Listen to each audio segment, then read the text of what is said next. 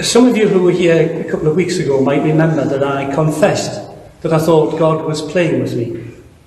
I'd struggled with the gospel for that day and the sermon that I had to make. And it didn't come. It was a struggle all for a couple of weeks. I got through it on the day. But that torment continued. As you can tell, Phil's not very well. And I contacted them on Thursday this week and said, if you're not going to be well enough, let me know so I can prepare something for Sunday. Would you mind doing the sermon? Not a problem. I sat down, an hour later I stood up, it was written. It just flowed. All I had to do on Friday was tidy it up and print it. And then my printer stopped working. Not only that, but the more astute of you among you will have noticed that the gospel reading I read today was not the one on your voice of service. I looked at the electronic lectionary, which is different to the one with print. So you'll have to forgive me, but my sermon is on the gospel of the gospel that gives the story of the widow's mite. Also on this week, Kevin and I attended the Mine Away Day to consider how things have gone and have been during these uncertain times, to talk about what we're doing now and where we go in the future. We met all the Mine youth group that we'd met at Christ Church last week. They were working with Dave Johnson. Heather Farrell, new Methodist minister. Emily, who I see is here today, the older nan working with Phil. And we were led in Phil's absence by Helen Gill. We're joined for a time by Archdeacon Rachel Wood. And we met Susan Watson, who's taken over the money advice from Chris Carroll, who's retired. It was meeting with Susan that reminded me of the launch here at St Martin's of the money advice. Stephen had arranged it and invited his friend Jeff Miller along. Then Archdeacon, and now the very Reverend Jeff Miller, Dean of Newcastle. Jeff made one of the most moving speeches I've ever heard. So he started by telling us that he knew all about poverty and debt, and how as a child he had witnessed bailiffs removing every stick of furniture from his parents' home, and that the first person to call and give assistance was the vicar from the local church. It was this act of kindness that prompted both Jeff and his younger brother to pursue a life in the church.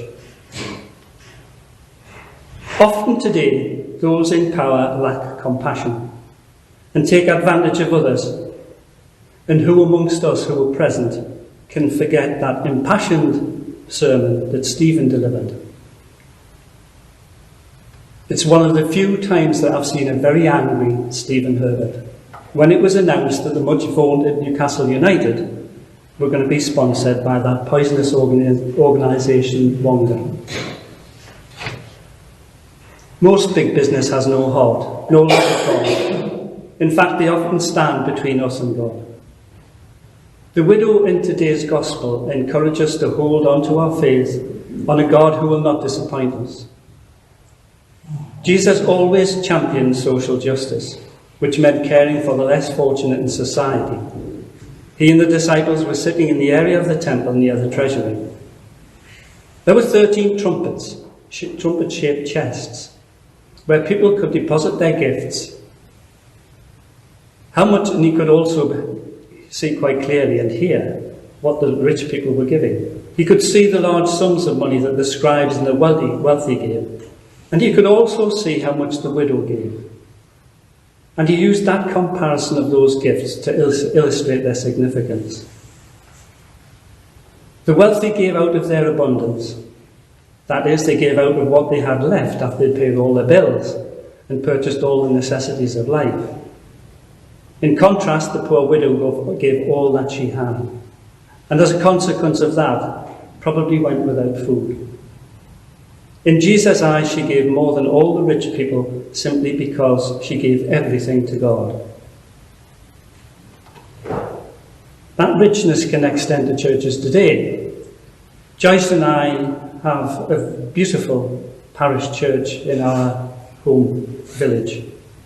It's rather like Christ Church, 19th century. And it's a very wealthy church. They needed £15,000 to repair their organ, and it was raised in a matter of weeks. £7,500 to have the church decorated, and one of the congregation paid for it. That hasn't stopped them being a rather selfish organisation, and we couldn't bring ourselves to worship there. When Joyce often talks about the people we meet in the Byker area and the people that we know, she'll often say that they may not have much, but they will give you a view of their all. And we're now part of that family, I hope. The fact is, many large donations are given, at least in part, because of the public relations.